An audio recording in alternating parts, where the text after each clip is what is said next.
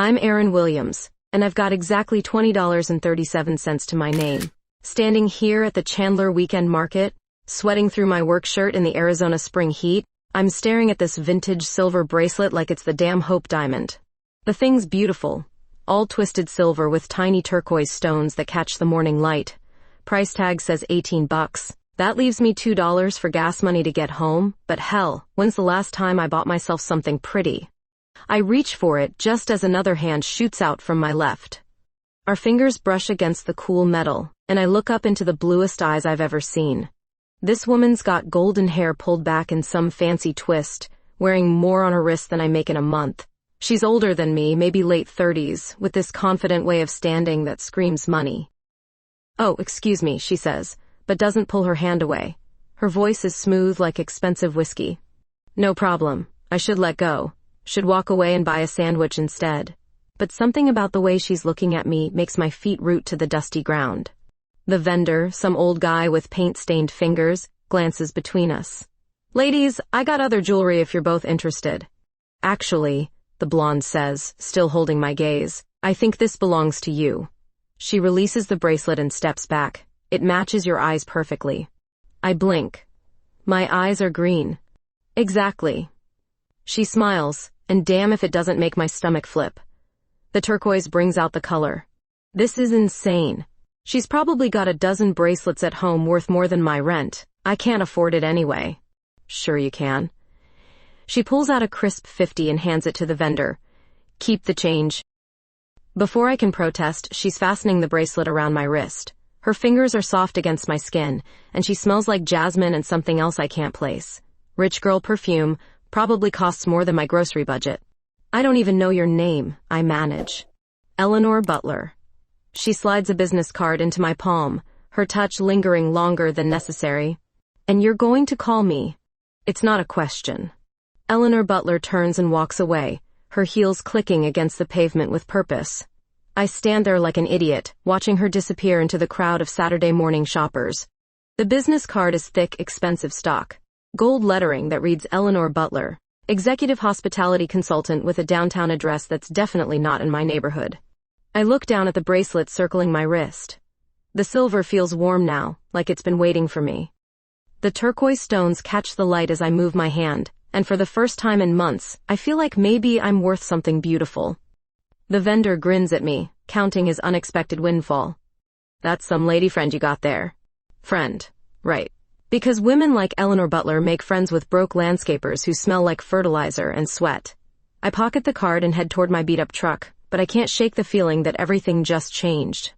20 minutes later, I'm still sitting in the market parking lot, staring at that damn card. 3 days later, I'm elbow deep in Mrs. Patterson's rose garden, cursing under my breath as thorns shred my work gloves. This is my second job today. Already spent 6 hours at the Morrison estate trimming hedges that probably cost more than my truck. The Arizona sun's beating down mercilessly, and sweat's dripping into my eyes. My phone buzzes. Unknown number. "This is Erin. The bracelet looks lovely on you." That voice, smooth as silk, confident as hell. "Eleanor Butler. How did you get my number?" "I have my ways. Are you busy?" I laugh, wiping dirt off my forehead with the back of my hand. "Lady, I'm always busy. Some of us work for a living." Silence. Damn, that sounded harsher than I meant. "I'd like to hire you," she says finally. "For what?" "Garden consultation. My estate needs attention." The way she says attention makes something flutter in my chest. "Professional, Erin. Keep it professional. My rate's $40 an hour, minimum 3-hour consultation." Perfect. "Tomorrow at 2? I should say no. Should stick to my regular clients who pay on time and don't make my pulse race with a simple phone call. But rent's due Friday, and I'm short. Fine. Text me the address." That evening, I'm nursing a beer in my studio apartment, staring at Eleanor's address on my phone. I looked it up. It's in Paradise Valley, where houses start at $2 million and go up from there. What the hell am I walking into? The next afternoon, I'm standing at iron gates that probably cost more than everything I own. The intercom crackles when I press the button. "Miss Williams, please come up." The gates swing open silently, revealing a winding driveway through perfectly manicured grounds. My truck looks ridiculous crunching up the gravel, But I park right in front of the massive Spanish colonial mansion anyway. Eleanor opens the door before I can knock. She's wearing white linen pants and a silk blouse that probably costs more than my monthly grocery budget. But it's her smile that stops me cold. Warm, genuine. Nothing like the polished socialite from the market. You came. I said I would. She steps aside, and I catch that jasmine scent again as I pass. The foyer's bigger than my entire apartment, with tile floors and a chandelier that looks like it belongs in a museum. Impressive place, I manage. It's too much for one person. Something sad flickers across her face. Come, let me show you the garden. We walk through the house, my work boots echoing on expensive tile. Through floor-to-ceiling windows, I can see the backyard. If you can call 2 acres of neglected paradise a backyard. Previous owner was a collector, Eleanor explains, sliding open glass doors. Rare plants from all over the world. But I know nothing about maintaining them. The garden's a mess, but a beautiful one. Overgrown bougainvillea cascades over stone walls, and exotic plants I can barely identify struggle in the Arizona heat. There's potential here, incredible potential. This is amazing, I breathe, walking toward a struggling bird of paradise. These plants are worth a fortune. Can you save them? Most of them, yeah. But it's gonna take time and money. Eleanor steps closer, close enough that I can see golden flecks in her blue eyes. Money's not an issue. Must be nice. It is and it isn't. She reaches out, adjusting the turquoise bracelet on my wrist. Some things can't be bought. The way she's looking at me, the way her fingers linger on my skin. This isn't about gardening anymore. My breath catches as she moves even closer. Eleanor. Tell me you feel it too. I should step back, should maintain professional distance. Instead, I find myself leaning into her touch. This is crazy, I whisper. The best things usually are. Her lips brush mine, soft and tentative. For a moment the world narrows to just this, Eleanor's mouth against mine, the scent of jasmine, the warm Arizona afternoon wrapping around us like a promise. When we break apart, I'm breathing hard. That was complicated, I finish. Eleanor laughs, but there's something vulnerable in her eyes. Everything good is complicated, Erin. I arrive at Eleanor's estate the next morning with my truck loaded with soil amendments and fertilizer. The kiss keeps replaying in my head, making me second-guess every decision that led me here. Professional boundaries, Erin. That's what I keep telling myself as I park beside the fountain. Eleanor meets me at the garden gate wearing designer jeans and a white cotton shirt that probably costs more than my rent. She looks effortlessly elegant, while I'm already dusty from loading supplies. Ready to get your hands dirty? I ask, trying to sound casual. Lead the way. We spend the morning working side by side, and I'm surprised by how quickly she picks up the basics. Her manicured hands get filthy as she helps me transplant struggling succulents. But she doesn't complain. There's something refreshing about watching her genuine excitement as we rescue a dying jasmine vine. This was my grandmother's favorite, Eleanor says, gently supporting the plant as I work. She had one just like it in Alabama. You're not from Arizona? Birmingham, originally. Moved here after? She trails off, focusing intently on the plant. After what? Complicated family stuff. She straightens, wiping sweat from her forehead with the back of her hand. What about you? Native? Born and raised in Phoenix. Never had the money to leave. Eleanor's quiet for a moment, and I realize how bitter that sounded. Class differences hanging between us like a wall I can't seem to stop building. By noon, we've worked our way to the greenhouse, a stunning glass structure tucked behind towering oleander bushes. Inside, neglected orchids and tropical plants create a jungle atmosphere. The air's thick and humid, almost intoxicating. This is incredible, I breathe, examining a rare bromeliad. Do you know what some of these are worth? Eleanor steps close behind me, her hand resting on my lower back. I'm more interested in what you're worth. I turn, and she's right there, blue eyes intense in the filtered greenhouse light. The space feels suddenly smaller, charged with something electric. Eleanor, we shouldn't. Why not? Her fingers trace along my jawline. Because I have money? Because people might talk? Because I don't belong in your world. She laughs softly, but there's sadness in it. Maybe I don't belong in it either. Before I can respond, her mouth's on mine, hungry and desperate. This time there's nothing tentative about it. She kisses me like she's drowning and I'm air. My hands fist in her expensive shirt as she backs me against the potting bench. We're crazy, I gasp against her lips. Absolutely. Her hands slide under my work shirt, fingers cool against heated skin.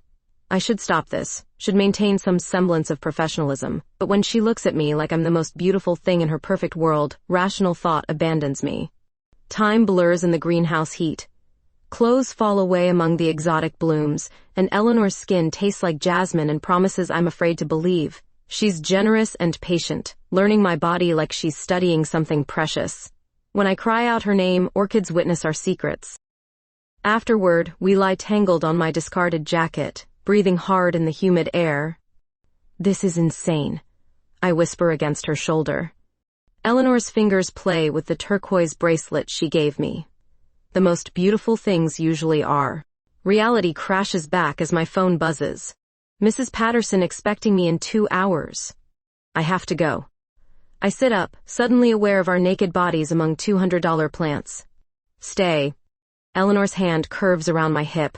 I'll pay you double whatever she's paying. And there it is. The money again, hanging between us like a blade. It doesn't work that way, I say, pulling on my shirt. I'm not some service you can just buy more of. Eleanor's face shudders closed. That's not what I meant. Isn't it? I stand, gathering my scattered clothes. Look at this place, Eleanor. Look at you, look at me. We're from different planets. So? So this was a mistake. The words taste like ash, but I force them out. A really beautiful mistake.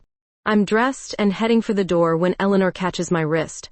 Don't do this, Erin. Don't run because you're scared. I'm not scared. But we both know I'm lying. Your bracelet, she says softly. I look down at the silver and turquoise circling my wrist. The first beautiful thing anyone's given me in years. Keep it, Eleanor whispers. Please. I don't trust myself to speak, so I just nod and walk away. In my truck, I catch sight of myself in the mirror. Hair mussed, lips swollen, smelling like jasmine and secrets. What the hell have I gotten myself into? 3 days pass without contact, and I'm going crazy. Eleanor's everywhere. In the jasmine scent drifting from my neighbor's garden, in the turquoise bracelet I can't bring myself to remove, in the way my body remembers her touch every damn night. I'm installing sprinklers at the Henderson place when my phone buzzes. Eleanor's name on the screen makes my heart skip. I need to see you, her voice says, no greeting. Eleanor, I told you this was a mistake. Meet me at the Desert Rose Cafe on McDowell. 1 hour. The line goes dead before I can refuse.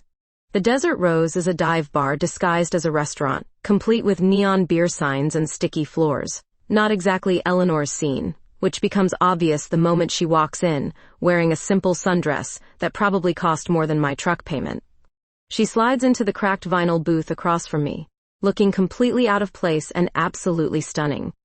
Interesting choice, she says, glancing around at the other patrons. Construction workers, retirees, and people like me who count every dollar. Welcome to my world, I say, sipping my $2 beer. Eleanor orders wine, and I almost laugh when the bartender brings her house red in a plastic cup. She doesn't even blink, just takes a sip and maintains eye contact with me. I can't stop thinking about you, she says quietly. My stomach flips. Eleanor. No, listen. I know we're from different places, but that doesn't mean anything. Not to me. Easy for you to say. You've never had to choose between gas money and groceries. She leans forward, her hand covering mine on the scarred table. Then teach me. Show me your world. Why? So you can play dress-up poor for a few weeks before going back to Paradise Valley? The hurt that flashes across her face makes me regret the words immediately. That's not fair, Eleanor says. You don't know anything about my life. You're right. All I know is what I see. The mansion, the perfect clothes, the way you throw money around like it doesn't matter. Money doesn't matter when you're lonely enough to die. The raw pain in her voice stops my defensive anger cold. Eleanor's staring at her wine, vulnerability written across her features. I'm sorry, I say softly. That was cruel. But not wrong. She looks up, blue eyes bright with unshed tears. I have everything anyone could want, and I've never been more empty in my life. Before I can respond, she's sliding out of the booth. Come on, Your turn to show me something real. We end up at Mickey's food truck, parked in a vacant lot downtown. Eleanor follows my lead, ordering street tacos from Mickey himself, a 60-year-old Mexican man with calloused hands and the best carnitas in Phoenix. 2 regulars, I tell him in broken Spanish. Ah, Aaron, you bring a friend. Mickey grins at Eleanor, who smiles back genuinely. We sit on plastic chairs under string lights, eating $5 tacos that Eleanor declares better than any restaurant she's been to. Her enthusiasm seems real, not condescending, and some of my walls start crumbling. See that building? I point to a rundown apartment complex across the street. 3rd floor, corner unit. That's where I grew up. Eleanor follows my gaze. Tell me about it. Mom worked 2 jobs just to keep the lights on. I learned to cook when I was 8 because she was never home. Got my first job at 14, lying about my age. Where's your mom now? Cancer took her 3 years ago. Medical bills ate everything she'd saved. Eleanor's quiet for a long moment. I'm sorry. Don't be. She did her best with what she had. I meet her eyes. That's what real people do, Eleanor. We don't have trust funds or safety nets. We just keep fighting. You think I don't fight? Something in her tone makes me look closer. Beneath the perfect exterior, there's steel in Eleanor Butler. What do you fight? I ask. Expectations, family legacy, the assumption that having money means I don't get to want things for myself. We walk to her car afterward, an elegant BMW that looks absurd parked beside Mickey's truck. Eleanor leans against the driver's door, and suddenly the space between us feels charged again. This is crazy, I whisper. The best things usually are. She echoes her words from the greenhouse. When she kisses me this time, it's different, softer, more questioning, like she's asking permission instead of taking what she wants. My hands frame her face and I taste wine and possibility on her lips. I want to try, she says against my mouth. If you'll let me. Try what? This, us, whatever this is. I think about all the reasons it won't work, all the ways we're wrong for each other. Then I look into her blue eyes and see something I recognize. Loneliness, hope, the desperate need to matter to someone else. Okay, I breathe. But we do this my way sometimes. Your world, my world, somewhere in between. Eleanor's smile could light up downtown Phoenix. Deal. She kisses me again, and this time I don't think about differences or complications. I just think about the woman in my arms who tastes like jasmine and promises, who looks at me like I'm worth fighting for. Maybe we are crazy, but maybe that's exactly what we both need. For 2 weeks we've been living in this strange bubble of stolen moments and secret phone calls. Eleanor meets me at dive bars, I teach her to fix a leaky faucet, and somehow we make it work. She's nothing like I expected, funnier, more genuine, willing to get her hands dirty in ways that have nothing to do with money. I'm finishing up at the Morrison estate, already looking forward to seeing Eleanor tonight, when I hear car doors slamming at her place next door. Through the hedge, I catch glimpses of a black sedan and shouting voices. Something's wrong. I abandon my tools and jog over, using the gate code Eleanor gave me last week. The front door's wide open, and angry voices echo from inside. You can't just show up here, Christopher. Eleanor's voice, but strained in a way I've never heard. I step into the foyer and freeze. Eleanor's facing a tall man in an expensive suit. Dark hair, sharp features, everything about him screaming wealth and entitlement. But what stops me cold is the little girl clinging to his hand. She's maybe 8 years old, with Eleanor's blonde hair and blue eyes. The resemblance is unmistakable. Mommy? The girl says, and my world tilts sideways. Mommy. Eleanor has a daughter. Callie, sweetheart. Eleanor's voice breaks as she kneels down. You've grown so much. The man, Christopher, notices me standing there like an idiot. His eyes narrow, taking in my work clothes and dirt-stained hands. And you are? Aaron Williams. I'm the landscaper. Eleanor's face goes white. Christopher, this isn't the time. Isn't it? He smirks, but it's cold as winter. Callie, why don't you go explore? Your mother and I need to chat with the help. The little girl hesitates, looking between all the adults with confusion and fear.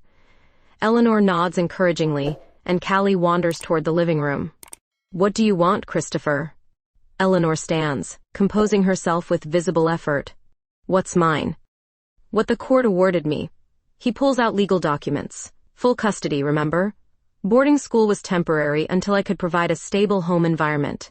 She's been at school for 3 years, Eleanor says quietly. You've barely visited. Because you made it clear she wasn't welcome in your lifestyle. His gaze flicks to me meaningfully.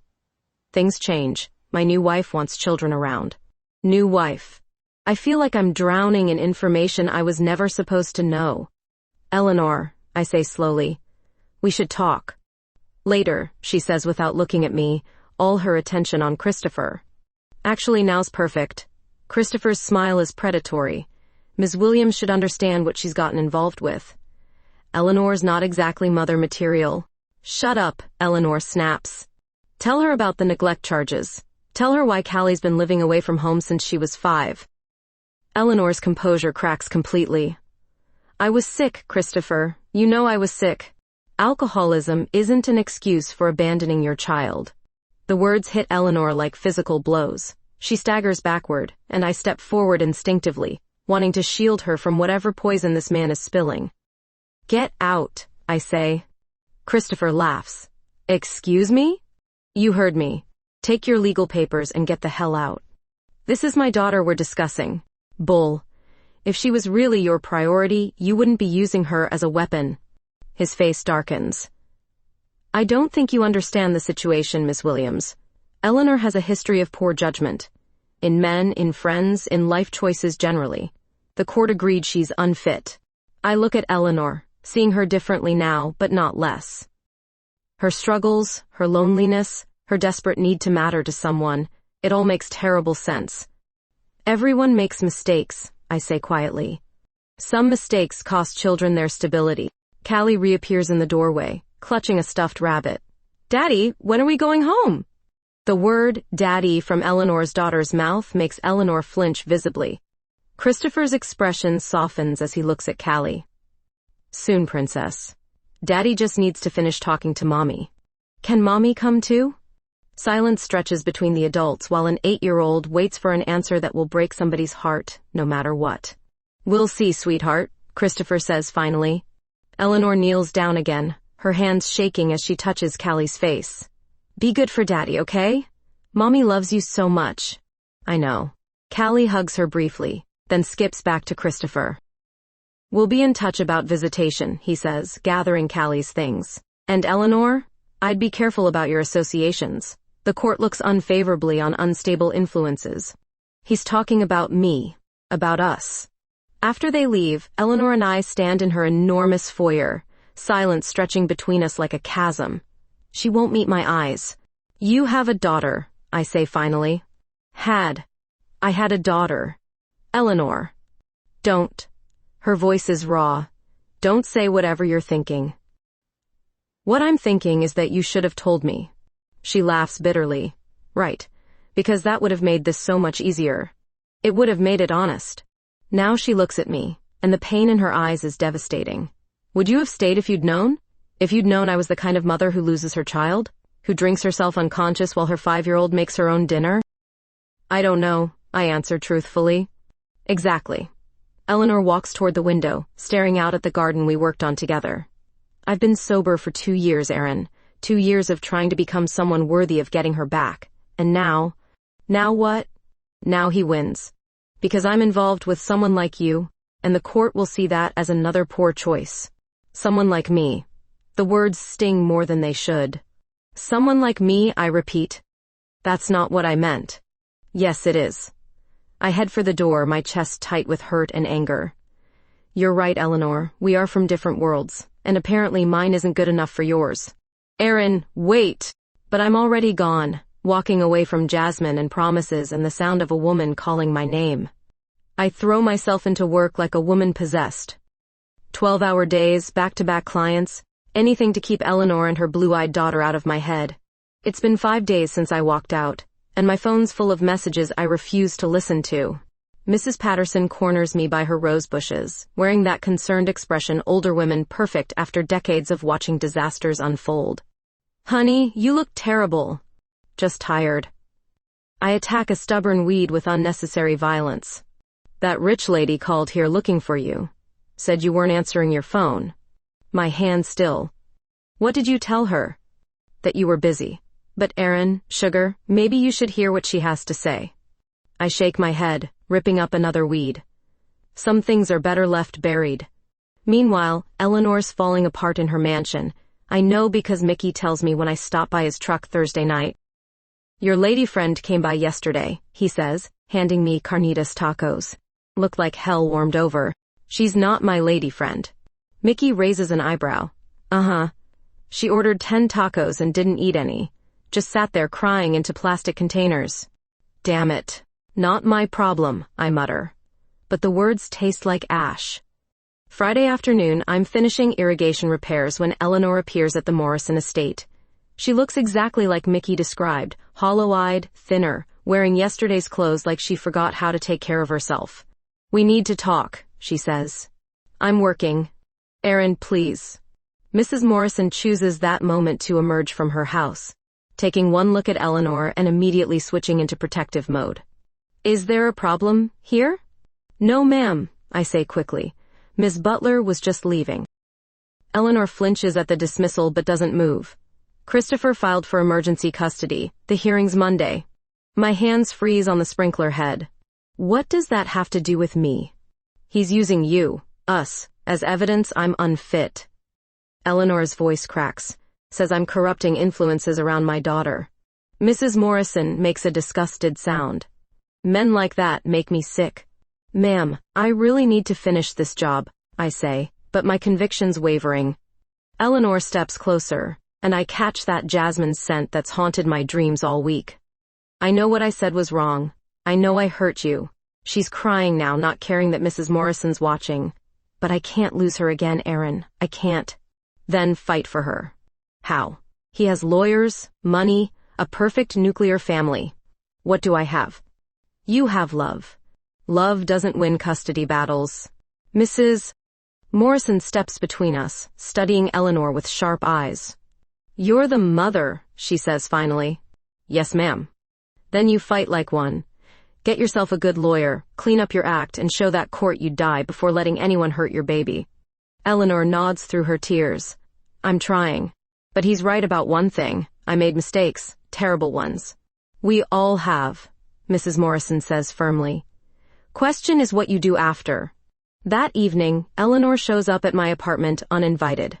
I open the door to find her holding a bottle of wine and looking determined. I'm not drinking, she says before I can speak. Haven't had a drop in over 2 years. But I thought you might want some while I grovel. Despite everything, I almost smile. Pretty sure of yourself. Desperate, actually. I let her in because I'm weak and because she looks like she hasn't slept since I walked out. My apartment suddenly feels tiny with her in it, all expensive perfume and nervous energy. Nice place, she lies, glancing around my studio. Eleanor, what do you want? She sits on my lumpy couch, hands clasped in her lap like a schoolgirl. I want to tell you about Callie's father, about why I lost her. You don't owe me explanations. Yes, I do. Eleanor takes a shaky breath. I married Christopher right out of college. He was everything my family wanted, wealthy, connected, politically ambitious.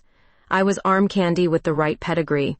I pour myself wine and settle into my only chair, waiting. When Callie was born, I thought everything would change, that I'd finally matter for something besides looking pretty at fundraisers. Eleanor's voice drops. But Christopher just saw another prop, the perfect family image. So you started drinking. I started drowning. She looks up, and the pain in her eyes is devastating. Function during the day, numb myself at night, until the day I passed out and Callie wandered outside alone. Neighbors called social services. My chest tightens imagining 5-year-old Callie confused and scared. Christopher used it against me in court, painted me as an unstable drunk who endangered our child. Judge agreed. Eleanor's crying again. I haven't had custody in 3 years. But you got sober. Too little, too late. And now he's threatening to cut off all visitation if I don't stay away from you. There it is. The real reason she's here. So this is goodbye, I say quietly. Eleanor stands abruptly, crossing to where I sit. Before I can protest, she's kneeling beside my chair, hands framing my face. No. This is me choosing you anyway. Her mouth finds mine, desperate and hungry. I taste salt from her tears and something deeper, need, hope. The kind of reckless courage that comes from having nothing left to lose. Eleanor, stop. I whisper against her lips. I can't. Her hands slide into my hair. I can't lose you too. You might lose everything. I already have. When she kisses me again, I stop fighting. Stop thinking about consequences and custody battles and the dozens of ways this will end badly. Eleanor's skin is warm against mine as clothes disappear, and for this moment, nothing exists except the woman in my arms who's choosing me over everything else that matters. Monday morning arrives like a death sentence. Eleanor's custody hearing is at 10, and I'm supposed to be installing sprinklers at the Garcia place.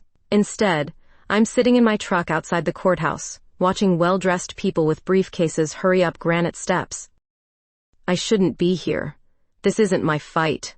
But I can't stop thinking about Saturday night in my apartment. Eleanor's whispered confessions, the way she held on to me like I was her lifeline. The desperate courage in her voice when she said she was choosing me anyway. My phone buzzes. Text from Eleanor, don't come. Christopher's expecting you. Stay away. Too late for that. Inside, the courthouse smells like old wood and broken dreams.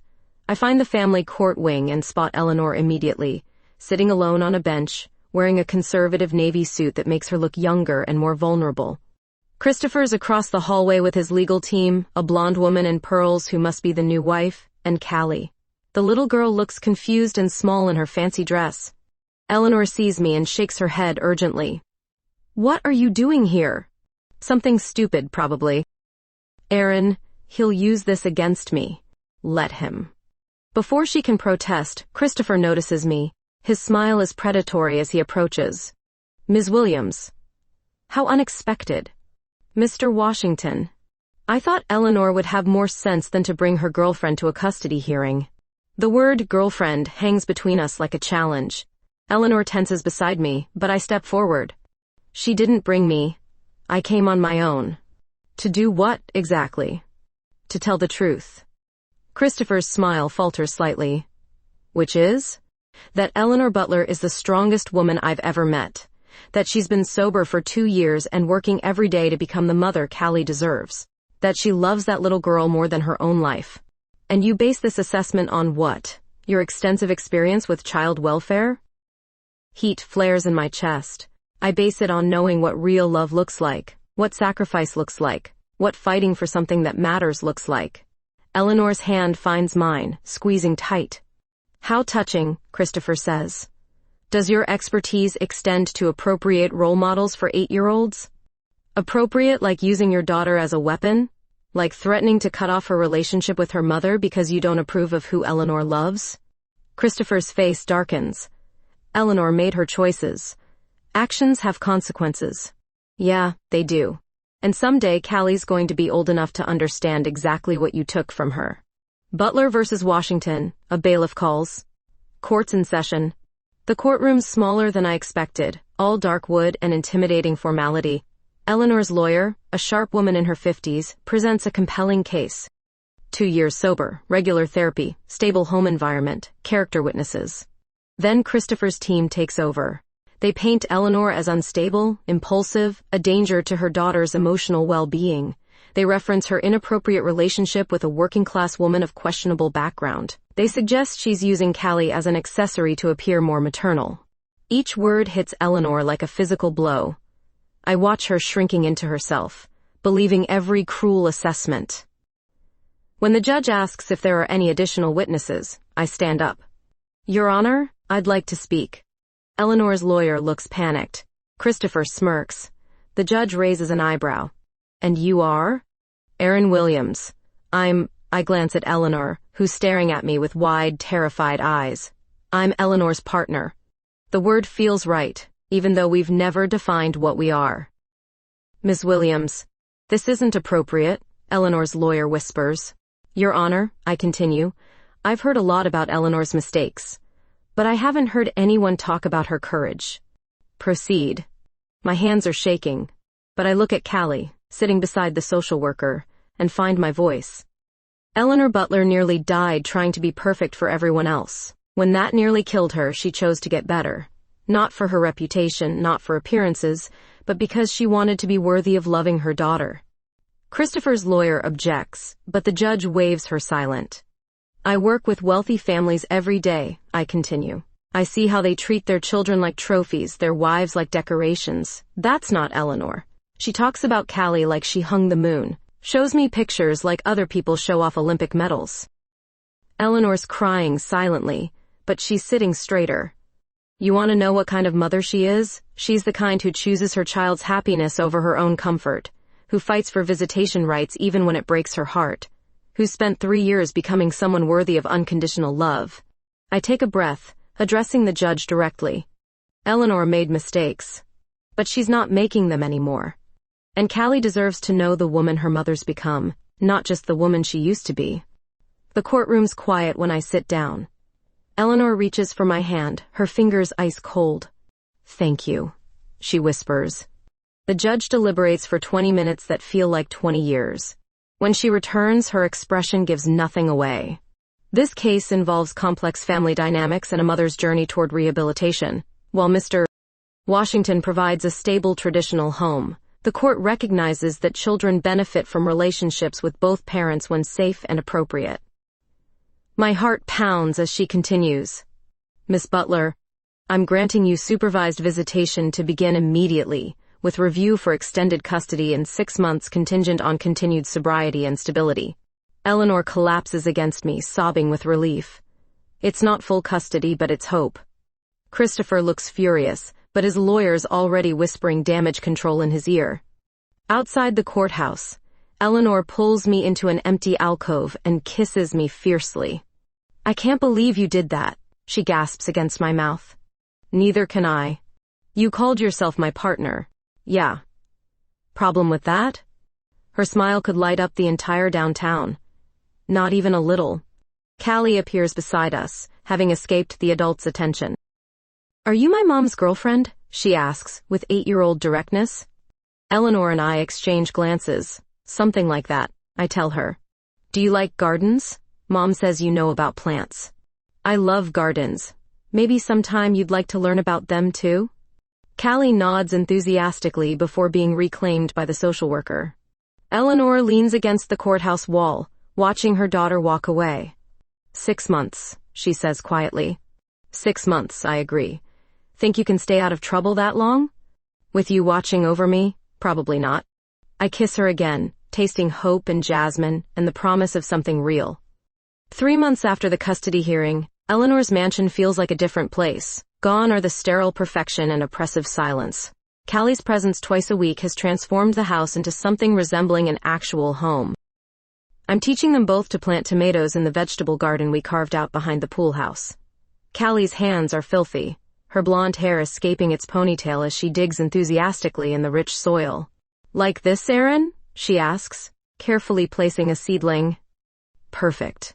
Now pack the soil gently around the roots. Eleanor kneels beside us, her designer jeans already stained with dirt. She's gotten better at this. The getting messy part, the being present part, the letting herself matter to someone who isn't keeping score. Mom, look how big this one is. Callie holds up a tomato plant nearly as tall as she is. That's going to feed us all summer, Eleanor says, and the pride in her voice makes my chest tight with something warm. The supervised visits have gone better than anyone expected. Callie's social worker, a kind woman named Janet, barely intervenes anymore. She mostly sits on the patio reading while we work in the garden or play board games inside. Miss Butler has made remarkable progress, Janet told me last week. Callie's comfortable here. Happy. That happiness is obvious now as Callie chatters about school while we work. She's a smart kid, curious about everything, with Eleanor's determination and Christopher's stubborn streak. Can I sleep over this weekend? She asks suddenly. Eleanor and I exchange glances. Overnight visits aren't part of the current arrangement. We'll have to check with Janet, Eleanor says carefully. And your father. Callie's face falls slightly, but she nods. Even at 8, she understands the complicated rules governing her life. That evening, after Janet takes Callie back to Christopher's, Eleanor and I sit on the patio drinking iced tea and watching sunset paint the desert sky pink and gold. The custody review's in 3 months, Eleanor says quietly. I know. Think we'll pass? I study her profile in the fading light. She's gained weight since the hearing, looks healthier, more solid. The constant tension around her eyes has eased, replaced by something like peace. Yeah, I think we will. Eleanor turns to me, and there's something vulnerable in her expression. I never thanked you properly for what you did in court. You don't need to thank me. Yes, I do. She reaches for my hand, fingers interlacing with mine. You stood up for me when I couldn't stand up for myself. You saw something in me worth defending. I saw the woman I'm falling in love with fighting for what matters most. The words slip out before I can stop them. We've been dancing around the L word for months, both too scared to be the first to say it. Eleanor's breath catches. Falling? Fallen, I correct quietly. Past tense, completely gone. Her smile starts slow and spreads like sunrise. Good. Because I've been in love with you since the day you told Christopher Washington to go to hell. She kisses me then, soft and sweet in the gathering darkness. We've kissed hundreds of times since that first day in the greenhouse, but this one feels different, like a promise instead of a question. Move in with me, Eleanor whispers against my lips. What? Not to the main house, the guest cottage. It's bigger than your apartment, and you're here half the time anyway. I pull back to look at her.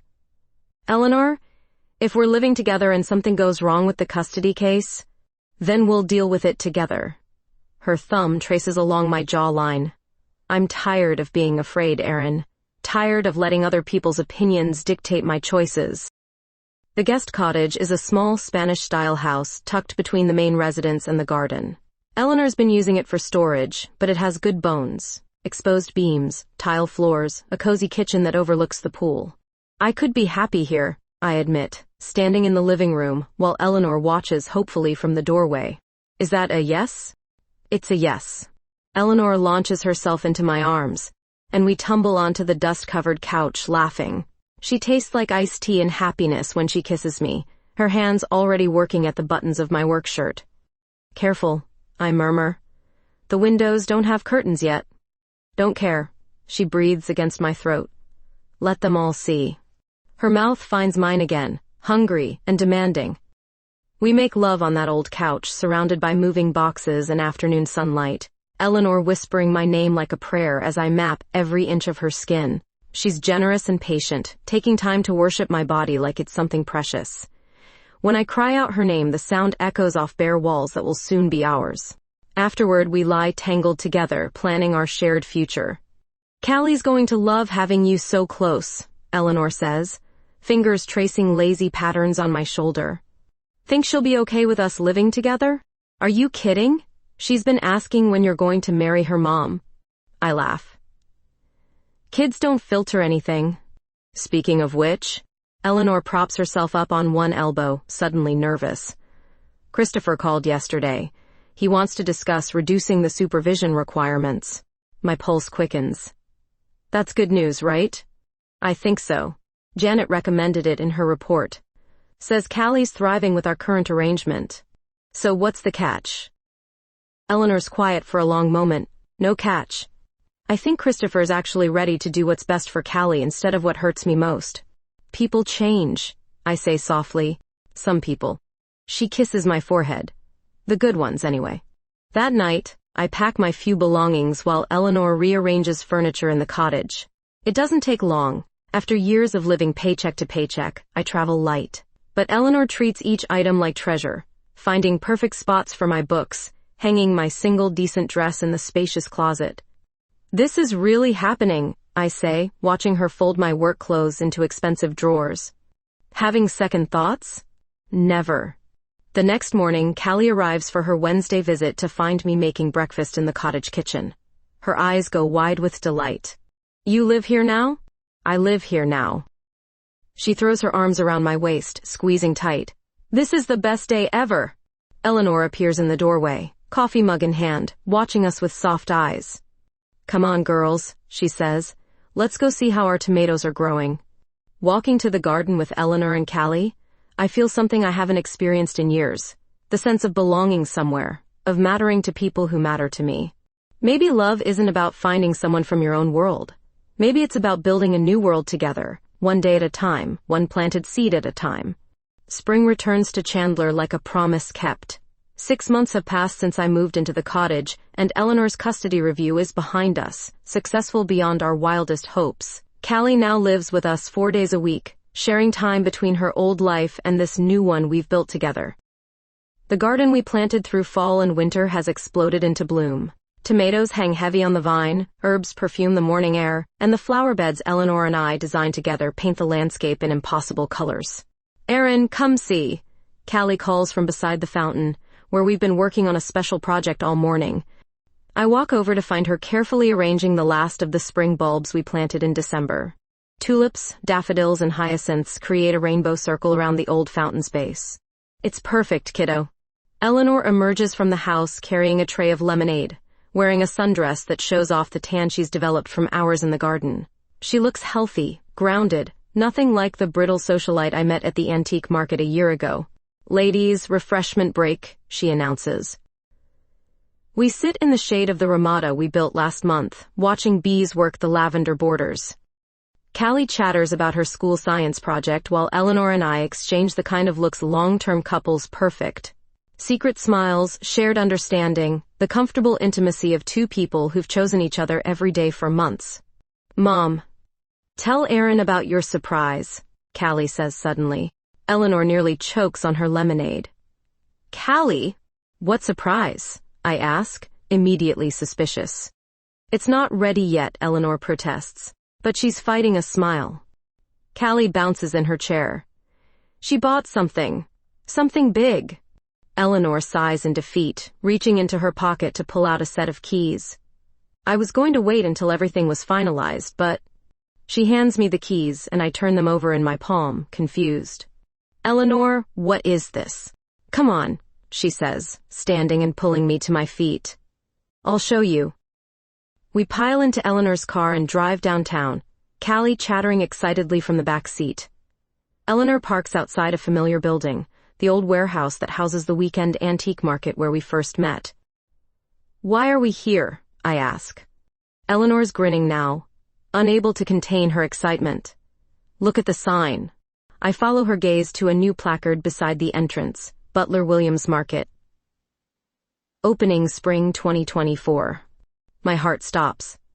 "Eleanor, what did you do?" "Bought the building. All of it." She's practically bouncing on her toes. "The market vendors can stay, but I thought we could expand. Add a garden center, maybe a cafe. Something that's ours." "Are you insane? Do you know how much work that would be?" "I know. But I also know you've always wanted to run your own landscaping business instead of working for other people, and I know I want to do something meaningful instead of just managing other people's parties." Callie tugs on my hand. "There's more. Show her the other surprise." Eleanor leads us through the market to the back of the building where vendors are already packing up for the day.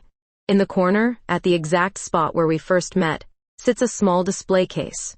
Inside, nestled on black velvet, is a collection of vintage jewelry, and there, right in the center, is a silver bracelet identical to the one circling my wrist. "The jeweler who made yours had a whole collection," Eleanor explains softly. "I bought them all, for our first customers who find each other here." I stare at the display, overwhelmed by the poetry of it. "You're going to give away matching bracelets to couples?" "To people who find something worth keeping," Eleanor corrects. "Love, friendship, second chances, whatever they need to find." Callie's watching us both with bright eyes. "Like you and Mom found each other." "Exactly like that," Eleanor says. But she's looking at me. I turn the keys over in my palm, feeling their weight. This is crazy. "The best things usually are." Eleanor echoes the words that have become our motto. "We don't know anything about running a market. We'll learn together. It could fail spectacularly. It could succeed spectacularly." I look around the space that brought us together, imagining it filled with our dreams instead of just other people's discarded treasures. The garden center could go along the south wall, where the morning light is perfect. The cafe could occupy the corner by the main entrance. There's room for workshops, events, maybe even wedding receptions among the plants and vintage finds. "There's something else," Eleanor says quietly. "Something I need to ask you." She reaches into her purse and pulls out a small velvet box. My breath catches as she drops to one knee right there in the middle of the antique market, with vendors packing around us, and Callie clasping her hands in delight. "Aaron Williams," Eleanor says, her voice steady despite the tears in her eyes. "Will you marry me?" The box opens to reveal a simple silver band set with turquoise stones that match our bracelets perfectly. Around us, the market has gone quiet. Vendors and late shoppers alike have stopped to watch, smiling at this unexpected romance unfolding in their midst. "Eleanor," I whisper. "I know we're from different worlds. I know it's complicated and messy and probably crazy.